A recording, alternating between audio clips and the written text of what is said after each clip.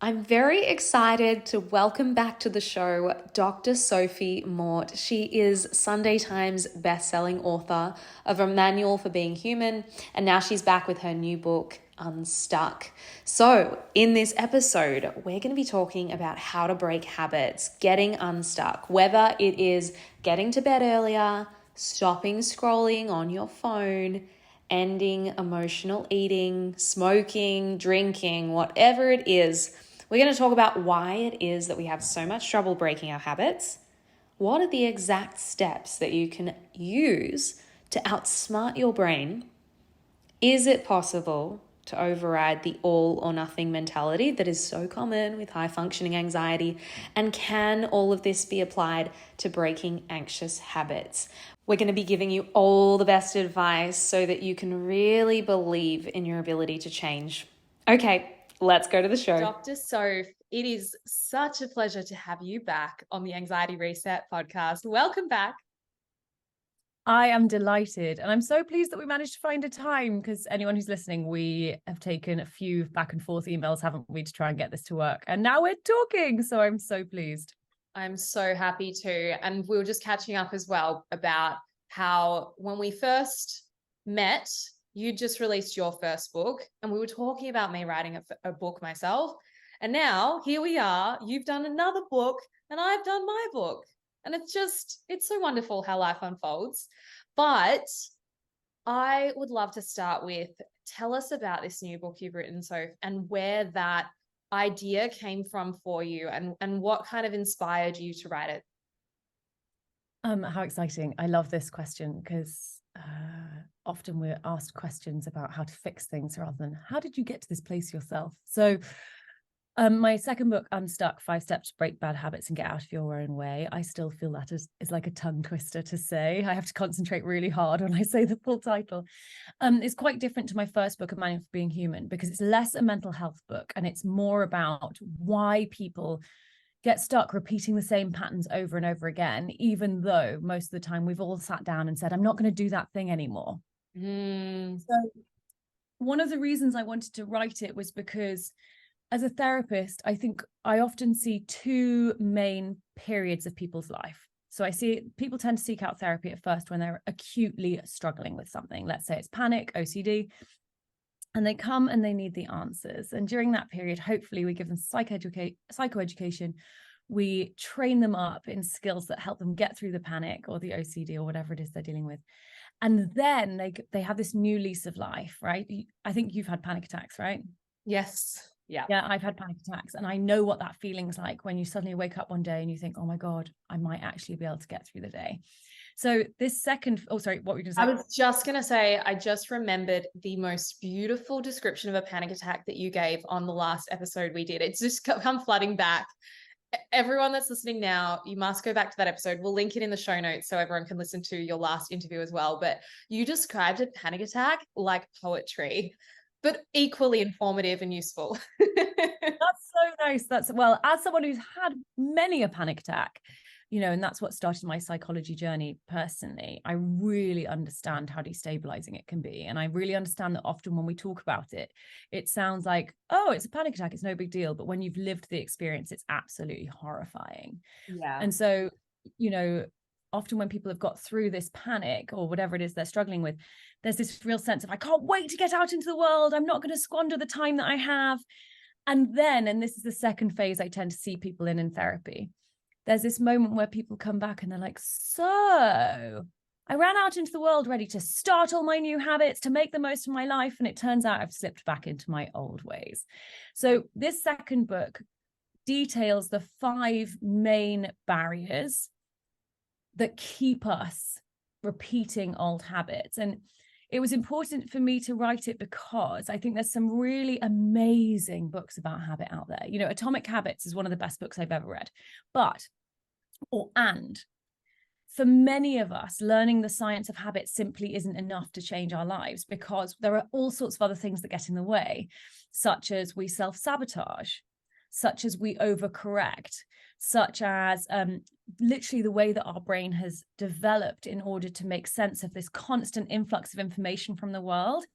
means that we often make decisions that aren't in our best interests, but help us choose the thing right in front of us rather than the long-term helpful choice. So I wanted to write a book that said, here are the science of habits, but here are the 4 other things that you really need to know about if you're going to make your life change.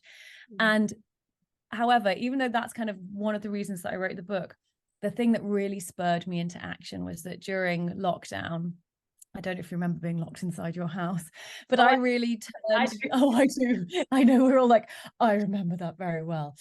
I started really questioning existence, I suppose. And one of the things I did during that period was read Bronnie Ware's book, which is about the 5 top regrets of the dying. And the top regret is, I wish I'd had the courage to live the life I chose rather than the life expected of me. Now, firstly, that's heartbreaking, isn't it? Thinking that on your deathbed, that might be what you're thinking about. But secondly, I work with people who are courageous every single day, right? Who are so courageous, who are like, I am going to choose life. And I know that courage is actually only the first step. It's a huge step.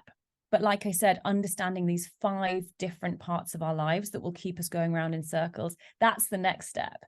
And so I wrote this book to walk alongside people so they can say, okay, I've already got the courage. What do I do now? I want to live a life I choose. So we can channel all of that beautiful energy into seeing results and seeing things change. So you're really talking about helping us outsmart our own funny little brains that have these survival mechanisms that trip us up in all these ways. So let's just paint the picture for some of those listening. What do some of these stuck habitual patterns look like? I mean, it might be obvious to you and me, but what could someone be looking at in their life when they're stuck in a particular area or habit? Yeah, 100%. So, I mean, the most simple one that I think you and I mean, I don't want to tar you with the same brush as I've got, but oh my goodness, Annabelle. Yes, my sweet cat. Annabelle. Every time I get on a podcast or a client call, he just wants to come over. It's like he wakes up for cuddles. Say your cat's a babe. What? Like, I think your cat's a babe. Like, that's the most attractive looking cat I've ever seen. Oh my God, thank you. He's my first son. I appreciate that. I made him myself. Great genetics, babe. I really see the connection. So anyway, I totally digress. Hot cat, back to the conversation. Okay, so no, what I was going to say is I think really simple things that get us stuck are things like just constantly checking our phone, right? You wake up in the morning, you scroll, you're doing your work, 5 minutes into doing your work, you're noticing you're scrolling again. You get to bed, you scroll. That's really simple. A lot of people are stuck with believing that they're choosing the alcoholic drink when actually they don't understand that simply seeing the bottle of wine, if you have a habit around it, which almost all of us do, you see it, your brain creates the urge to reach for the bottle when you didn't actually want it in the first place. You think, oh, I really want that glass of wine, when actually you didn't choose that. And those thoughts you're having aren't even yours, they're habitual. So scrolling, drinking wine, anything to do with things you do day to day, that's often an area people feel stuck. The next thing is in terms of decision making. A lot of areas people tend to feel stuck is around knowing how to choose what you want rather than what the group wants or what your friend wants. Knowing how to look for the factual information rather than just what proves your existing beliefs to be true. Knowing when or not to go with your gut. You know, anxiety is one of the things you and I've talked about most, and I think it's the thing you talk about most on here.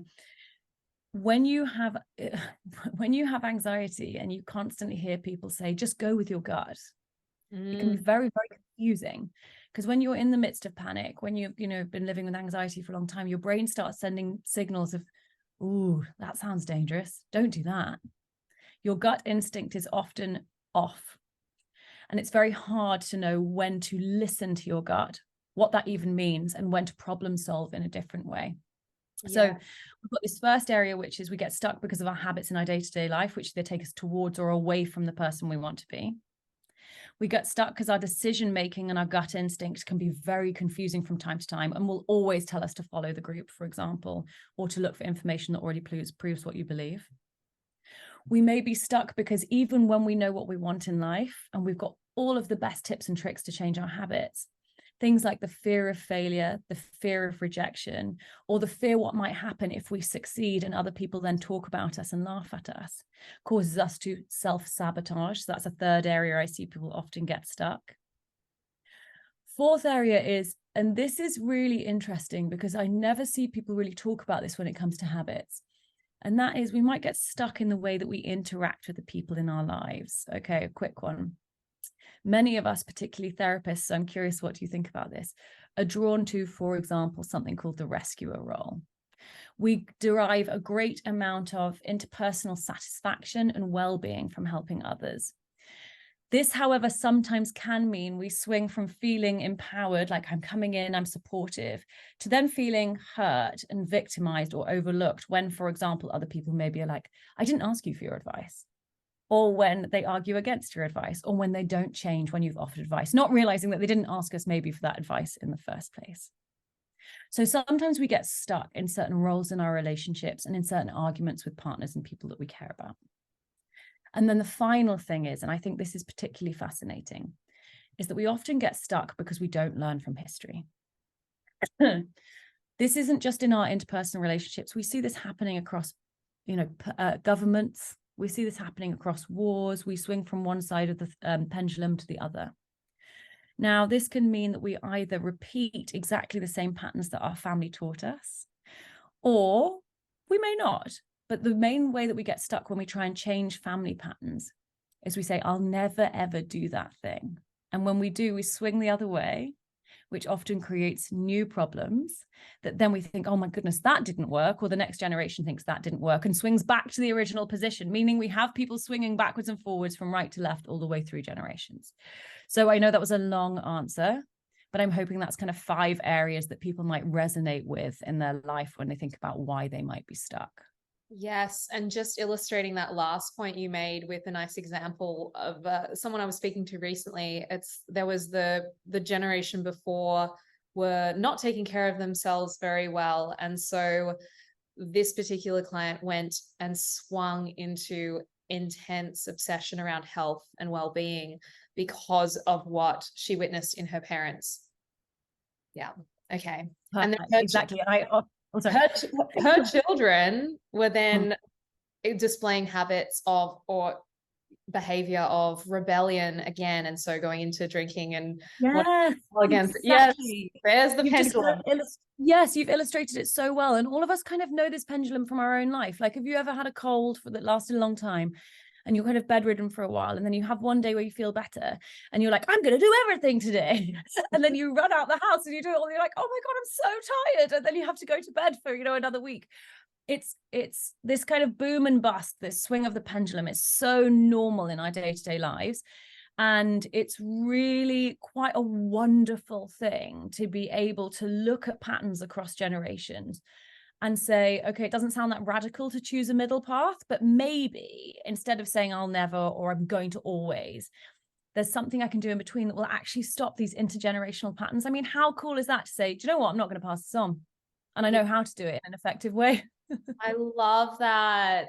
The middle, like the beige flags, it's all about. Yes. It sounds so boring, but it's so effective. So true. It's basically like, can we step out of the drama? Yeah. Because it's so easy to get caught up in the drama of the mind, the drama of other people, the drama of our lives. And the middle path is what everyone comes to me asking for. It's like, can I just feel some calm, some peace? So much wisdom in here. I have so many places I want to take this, but the first thing is the phones, because I've just come off the bat of completing Johann Hari's Stolen Focus. Not sure if you've had. I've got that upstairs in my room. That's so funny that you say that. I was looking at this morning, like, I should read that today. Oh, you were just thinking about it. Inspired me. Well, let me be a conduit of the universe sending you that message to confirm. But yeah, so in that book, there's the argument that essentially, yes, there are some things we can do, and I'm curious of your input on this, but equally there's so much happening in terms of the way that our social media apps are set up so that we are psychologically hacked, basically, to keep checking, keep coming back, get the dopamine hit. that addiction is very deliberate and our willpower is only so much involved in that. Where do you sit with that and what can we do? Because I kind of came out of that with a sense of, gosh, unless we get like major, like revolutionary change on a huge scale, it feels like we're just swimming upstream. Well, I'm very glad you asked me this question because I love answering this question. Okay, so it's really important that we take a both and approach to this. Yeah. So it is both true that companies have figured out how to absolutely hijack our attention. And if we're not careful, we may be at the mercy of those companies. It's both, that's true. And what is true, that when we assign all of the power to something outside of ourselves, we disempower ourselves, we take away our autonomy, and we cause ourselves to become disheartened, demotivated, and stuck. Yes? So, for example, recent research has shown that actually one of the most effective ways to stop nighttime scrolling is simply having a bedtime habit. The flip side of that is one of the main reasons people scroll at night is because they don't have a bedtime habit. So one of the things that causes our habit loops to be triggered, right? So this is when our automatic behaviors arise outside of our conscious control, is simply seeing the thing that triggers the habit loop. Okay, so a habit loop goes like this. Cue, now that might be something, seeing something in your environment, feeling something in your body. Yeah. Urge, that is the impulse to reach, for example, for the phone, for the glass of wine. Action, that is doing the thing, that is the habit. Reward or resolution. So reward may be that like lovely feeling of, I got a text message. Yes. Or like, oh, that fun feeling after a glass of wine. Or it might simply be the resolution of removal of the discomfort, right? You know, sometimes the itch to reach for your phone. So it is true that your phone is set up to make you want it. But actually, one of the most simple things that you can do to overcome that urge is never have it within your line of sight whenever it is that you're doing something else. That's the first thing. Yes. Remove your phone. People hear this and they're like, oh, yes, that's so simple. I bet it doesn't work, or I'll do it next time. No, actually remove your phone from your environment, give it to your friend, put it in a drawer. The more friction you can build between you and your habit, so in other words, the distance, for example, the more complicated it is to do the thing you want to do, the harder it is for you to engage in that thing, the less likely it is for you to engage in that thing. So remove it from your environment when you need to. The next thing is build in a new habit, which is like a 5 to 10 minute gratification delay. So often what we assume is if I'm going to break a bad habit, I need to simply stop doing it. Well, like you said, willpower sucks. Yes. We used to think it was like petrol in a car gas tank. We used to think that you woke up with a certain amount and it dwindled during the day. This isn't actually true at all. We now have evidence that that isn't how it works, but it comes and goes like emotions do. So we should not rely on it, but when it's there, we take it. Yeah. So instead of breaking habits and going cold turkey, it's better to replace them with a new habit.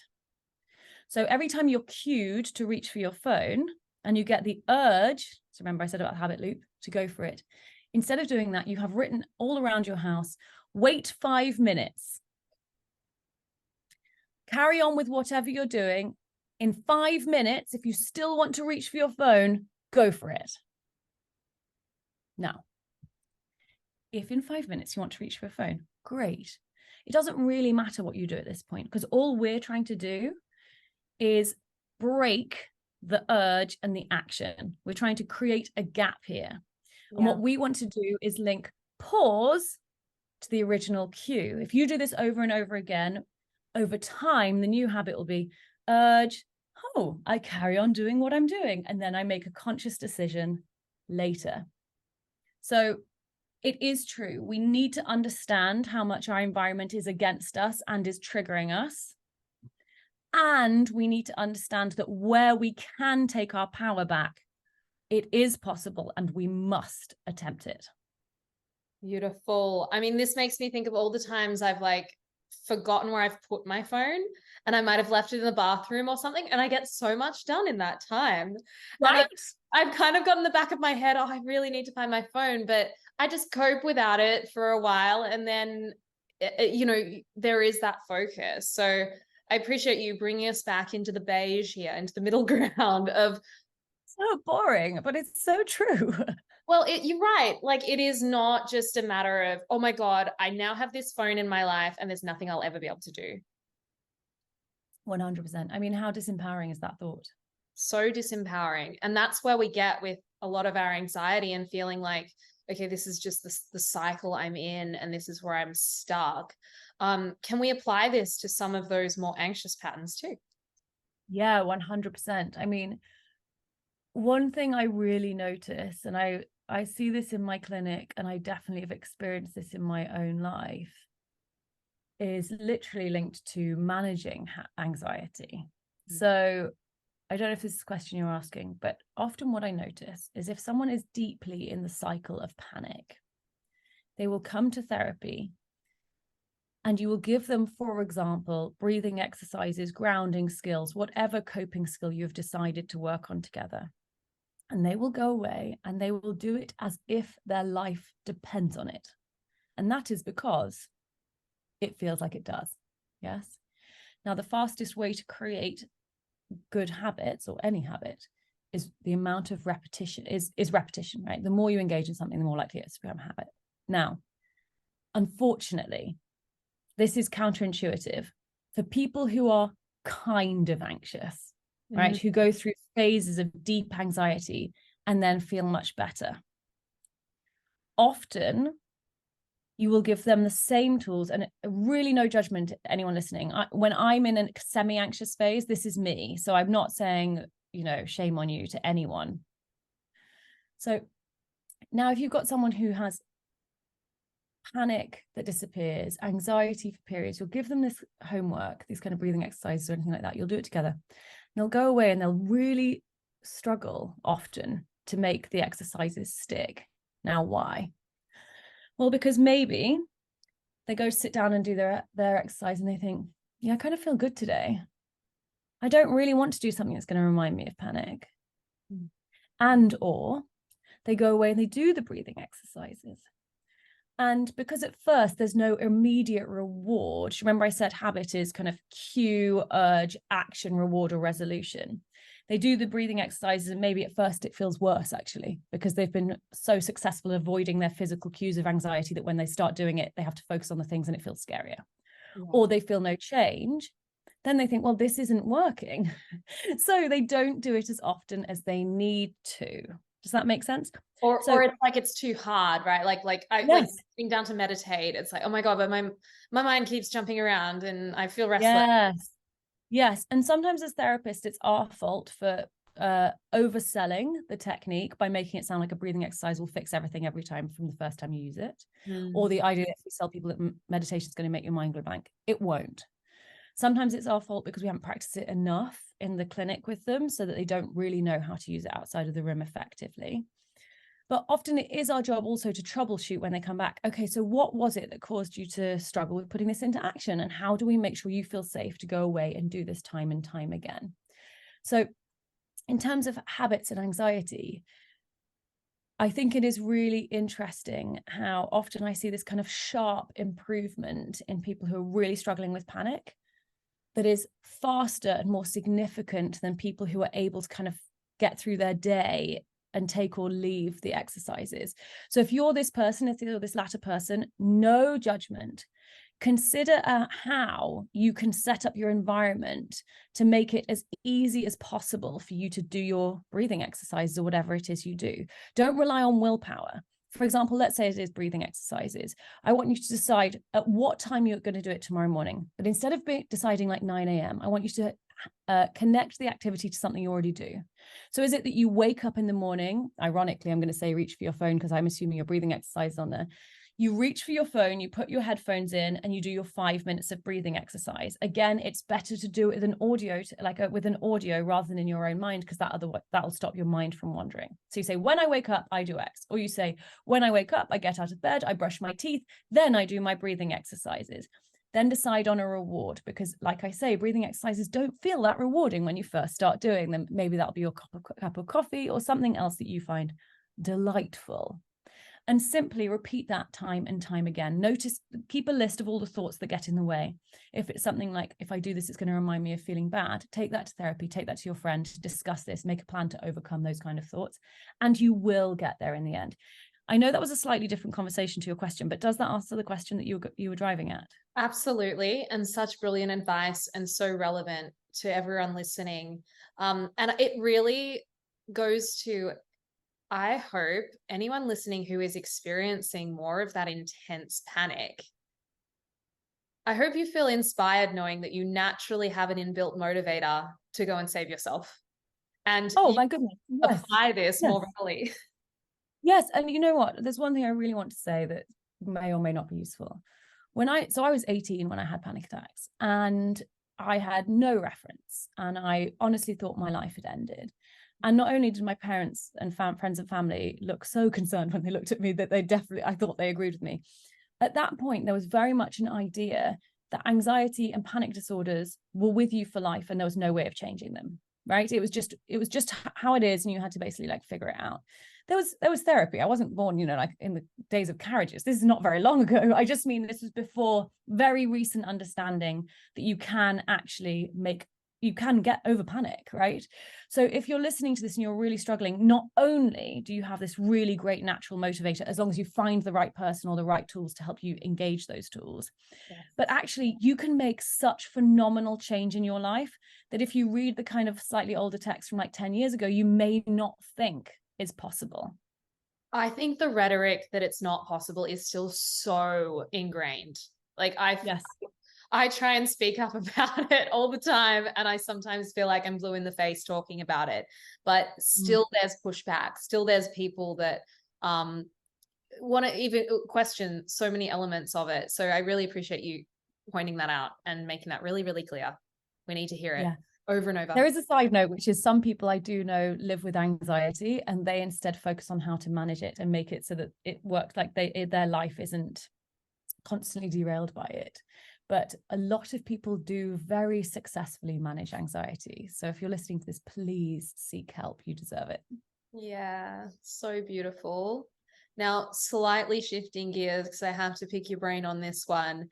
I am thinking of another beautiful client of mine who struggles to get to bed at a specific time, and she can't help but get to bed around midnight every single night, and then wakes up the next morning and it's just like, why did I go to bed at midnight again? I'm so tired. Can we talk through the process of shifting that habit? Yeah. I mean, do you know if that person's in the house with anyone?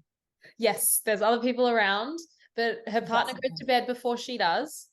And there's a reminder on the phone of like, this is bedtime. And there's been a numbness developed from the reminder. It's like, yeah. Oh yeah, just like, I'm not even looking at that. Yeah. I know a lot of people that have meditate like gongs on their phone and they just totally ignore it. By the way, that's again me, right? As in, like, if we habituate to everything that's around us, so that can include ignoring things. So there's a few things. Firstly, I would get that person to spend the next week not trying to change anything at all. Yeah. Do your normal thing. All I want you to do is every night I want you to observe what's happening, right? What are you doing in that time? What are your thoughts and feelings around doing those things? What is in your environment that is triggering those activities? So let's say, for example, she's watching TV, or she's speaking to friends, or she's getting a little bit of extra work done. Is that the same every night? What are the cues in the environment that's supporting that behavior? What are your beliefs around those behaviors? Now, one of the main predictors of this kind of nighttime scrolling, nighttime not putting yourself to bed is, which we don't talk about enough, is this form of rebellion. A lot of people who are extremely busy during the daytime, who don't have control over their daily schedules, when they finally get alone time, there's this feeling of, oh my goodness, this is the only time I get to decompress. And therefore I'm going to make the most of it, maybe conscious or unconscious. So what is it you're doing in that time? what is it giving you? What are the thoughts and feelings related to that? Right. And I would want to look through that, see if there's any patterns, see if there's anything we need to change. The next thing I'd think about, okay, so you say that you want to go to bed early. Why? And I really want to know why. Like, is it because other people have told you you should? Is it because you believe you'll be less tired the next day? How much do you truly believe that? And I want to know really the pros and cons and how much you believe those things. Because if you have the slightest thought of it doesn't really matter, it's no big deal, I've been doing this for a year, or everyone else tells me I should do this, but really, how bad can it be? What happens? We start self-sabotaging, because when it comes to pushing through that awful friction, that will I, won't I, that comes with creating new habits, brain goes, it's not that bad, keep going, and we don't change anything. Yeah. So observe, think about why. That's so it's so important. And really think about who you want to be in the future. You know, one of the biggest motivators for habit change is identity. Is do a full values exercise. I realize I'm going overboard, but I'm hoping that people can take what they need and leave the rest. Do a full values exercise. Think about who you want to be in the future. Is that person well slept? Are they healthy? Are they less reactive? Does this link to their sleep? Really put this as your motivator. Now, go through all of the cues. If you really do want to change, because from this, you might realize, actually, do you know what? I've been saying I want to go to bed, but this is my only time for myself. In which case I would say, forgive yourself. Allow yourself this extra time. You deserve it, because it really sucks when you don't have any time to yourself. If you really want to change, remove every cue from your environment that you can that is supporting your nighttime behaviors. Yeah, you might even have to give your remote control for the TV to your husband who goes to bed at 9. I think you said it was the husband at home. Did you say that? Yeah.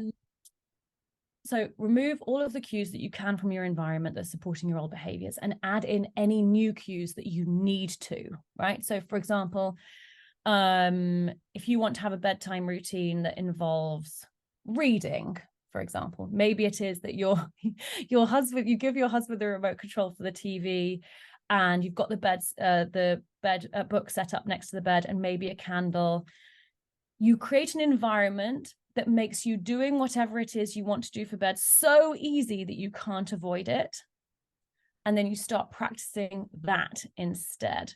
To be honest, if I was in this situation and it wasn't that this person actually wanted to be alone, I would say, can you and your husband do this a few nights in a row? Or can you speak to your friend on the phone and you two do this? Accountability is so, so, so important. And it rarely works when we're the therapist speaking to them once a week. Do you know what I mean? That's not enough accountability when it's a really ingrained habit. Yeah. So those are kind of a few of the first steps. I have 100 more. I mean, otherwise, you know, I wouldn't have written a bloody book if it was as simple as explaining it now. But those are kind of my starting points. That is so brilliant, because it's really like, it has to really matter. It has to be so important to you that you make the change, because otherwise what I see happening is it just becomes another thing to beat yourself up about every day. Another piece of fuel to give to the inner critic. Like, look at you stuffed up again. Yeah, 100%. And, you know, it's so interesting how pervasive that feeling is that you just said. And there's something, have you heard of the what the hell effect? No. Okay, I love this. When I first learned about this a while ago, I remember being like, oh my God, no one has ever been able to describe something that makes so much sense to me in my whole life. Okay, the what the hell effect is the idea that you start off with like this idea of how you're going to be a new habit, or you're breaking an old habit.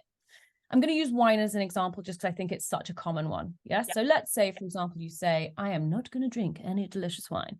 And then you find yourself, you know, you've clocked off, and then your environment has just led you to have a glass of wine, right? So you've like finished work, someone just puts a glass of wine in your hand.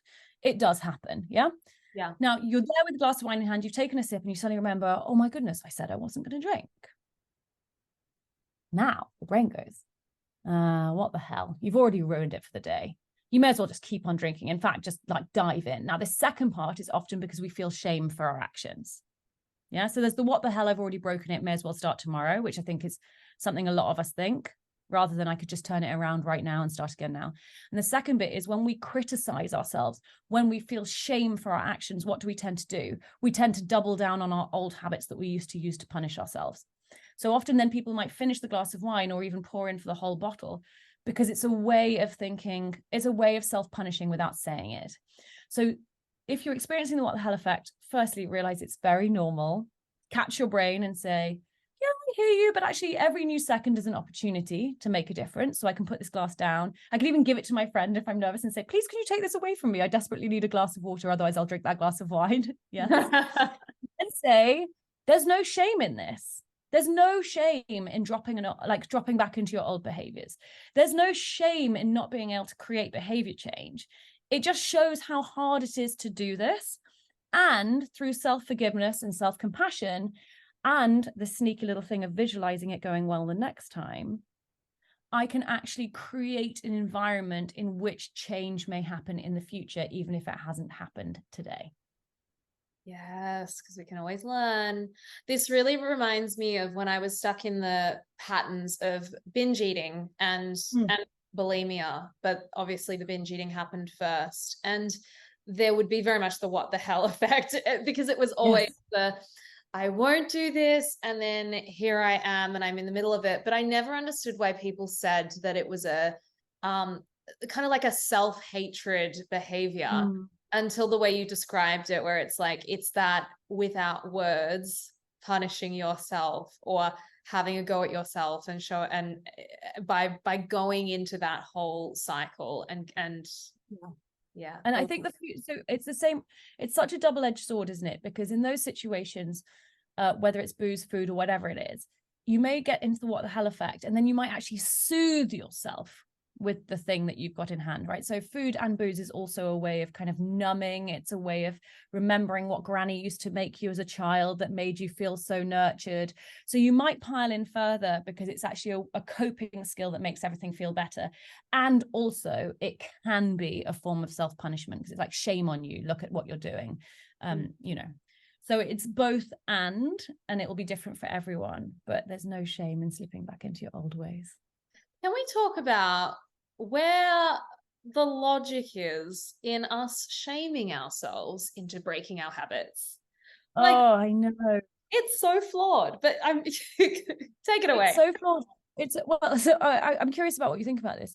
It's so flawed, but I think it's one of our earliest experiences of people shaping our behaviors. Now, I'm not throwing shade on anyone. I have absolutely no interest in blaming parents for things. It's like such an outdated way of thinking. And generally there's times when I'm going to be like, that parent, absolutely not, like beating children, all this stuff, like, no, shame on them. But just in the kind of run-of-the-mill experiences, often our parents and the generations before were taught how not to do things by being shouted at, by being, for example, literally caned in school, right? You were literally caned, like whipped, hurt for doing things that were unacceptable. You get a clip around the ear, you get smacked. And so it's kind of within our culture and our generations, this belief that if you do something wrong, you should be punished. You should be shamed in order to not do it again. Now, let's go all the way back to our ancestors. Actually, shame will have developed as a really helpful emotional experience that stopped you from being kicked out of the group, right? So if you did something that would have, I don't know, annoyed the chief, you hope that shame was a painful enough emotion for you to go, oh my God, I won't do that again. That'll keep me safe. And if you would shame someone else in the group, maybe they'd change their behavior and they'd stay in the group. So you can see shame has run down kind of in our DNA. You don't want to be eating the group's food, like for everyone. Right. And then no one's got any food. We've got to have a degree of healthy shame to keep the group functioning. Like, I want to be a good person. Yes. Well, I think healthy guilt, right? That action wasn't good for the group, and therefore I shouldn't do it again. I think that's slightly different than shame, isn't it? Yeah. But from our ancestors' time, I think we've got a little bit lost, and there has been a lot of shame being used to correct people's behavior. And it is a fast way to correct people's behavior on the surface, right? If I'm afraid I'm going to be beaten for doing something, I am certainly not going to do that thing again. But what it doesn't change is our internal actions, right? It just means we pretend we don't want to do that thing again, or we then become so anxious that other things happen in our life and our emotions and our behaviors that we act out somewhere else. Anyway, so I think from the moment we come into the world, we experience other people, whether they intend to or not, shaming ourselves as a way to change our behavior. And I think then we internalize that and we do that to ourselves. But it's not just our family. And I realize I'm going on, I could just talk about this forever. Like the media shames people every single day. Like if you consider the not so outdated thing of putting, I've even seen this, I think, in the last year, of putting celebrities in magazines when they haven't got makeup on, or when they're in their bikinis and they're saying things, absolutely just awful things about their bodies and their faces. We are constantly bombarded with this shame rhetoric, right? If you act outside of what is expected of you based on what society thinks you should do, particularly as a woman, we will put your face on the pages of these magazines and everyone will laugh at you. So if you're exposed to this way of thinking, then it doesn't surprise me whatsoever that when we do things that we think we shouldn't be doing, we then shame ourselves.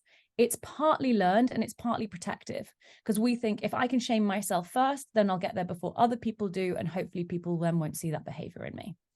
So sorry, that was a bit of a rant. I realize I got a bit impassioned, but it's just, it's something you care about. You gave such a full answer, and I couldn't agree more. I think we're emulating the behaviors we were that we were exposed to when we were growing up. I mean, I'm getting flashbacks of myself sitting on the couch in my family home, just instead of openly eating the packets of food, whatever I was eating, and after being told not to eat them and shamed, like, don't keep eating that, I would just hide them behind the couch cushions whilst eating them, right? So the shame was... It drives the behavior underground rather than gets rid of it, right? And I know actually with emotional eating, so much of it happens in secret. Yes. Yeah. So much of it happens in secret. And oh, yeah, I just literally wrote an article this morning for a magazine about children and teens and eating habits, and how to kind of foster and empower young people to have a good relationship with food. And it just reminded me, I think that's why I was feeling so passionate when we were talking about it. It just reminded me how there is so much shame around food, around our bodies, around our behaviors, and how generation to generation this has been passed down. And often, parents often really desperately do not want to pass on their their unhelpful beliefs and habits, the ones they know they already battle with. But it can be really hard to know how to stop that from happening. Yeah. And I just have a lot of compassion for everyone, kind of at every part of this, who are struggling with any of the issues that we've talked about so far. Well, I certainly like to sit in the viewpoint that everyone is trying their best. Yes, 100%. And, obviously the ones who aren't, don't want, I'm not going to offer, well, it's difficult. I see it as the ones that we would maybe say aren't trying their best. It's like they are doing their best given their circumstances, given generational trauma, all the things, all the resources or lack thereof that they have access to.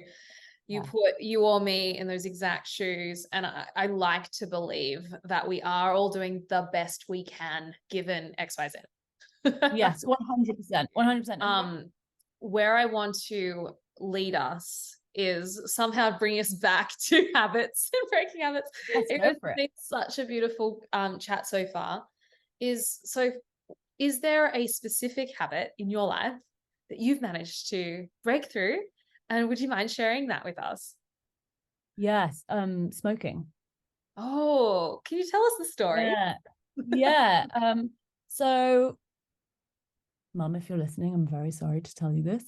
I started smoking very young. I mean, like, to the point where if I saw a child the age that I was smoking, I would be appalled. So I started smoking at 12. Like, definitely because I thought it was cool. Peer pressure will do that to you. So I smoked from the age of 12. I wasn't a heavy smoker, obviously, but we were in the park smoking every day. And this meant that by the time I went to university, I was a heavy smoker. And all of my friends smoked in university, and we had a very heavy party culture. And I stopped smoking in my final year of university. And I want to tell you about this story, not because I knew the science of habit and that helped me overcome it, but because I didn't know really how I'd stopped smoking at the time. And now I understand the science of habit. I understand how I stopped. So, Oh, yeah. okay. So basically, I was really struggling. I didn't want to smoke anymore. I don't know if you know how expensive cigarettes are, but they're incredibly expensive. And as a student, it was just absolutely bad for me in every direction. I really didn't know what to do. So I started off by making sure I didn't have cigarettes in my house, like as in my shared house with my friends. I told my friends, I was like, if you could not, like, if you could just like not offer me the cigarettes, because that's I definitely my weakest point, where if someone says, here you go, or they say, oh, it's not a big deal. So I had a conversation with my friends and I was like, I'm really trying to quit. I'm curious if you can basically like help me with that. And then another mate of mine was like, actually, I think that's a really good idea. Let's stop. And then what happened was, and this was the most important part, is I actually slipped back into smoking. And I would notice, this is the bit I want to talk about, that when I was hungover, if I'd been smoking, I would feel significantly worse. And then if I had a cigarette on my hangover, the hangover quadrupled. I mean, maybe it was 10 times worse. I would honestly feel like I was going to die. Like every last bit of good nutrient in my body had been used up. So over time, I kept a record, literally a written down record of how do I feel after I've smoked a cigarette. And because at the time, as I was saying, I was partying a lot, there were more and more examples of this makes me feel absolutely terrible.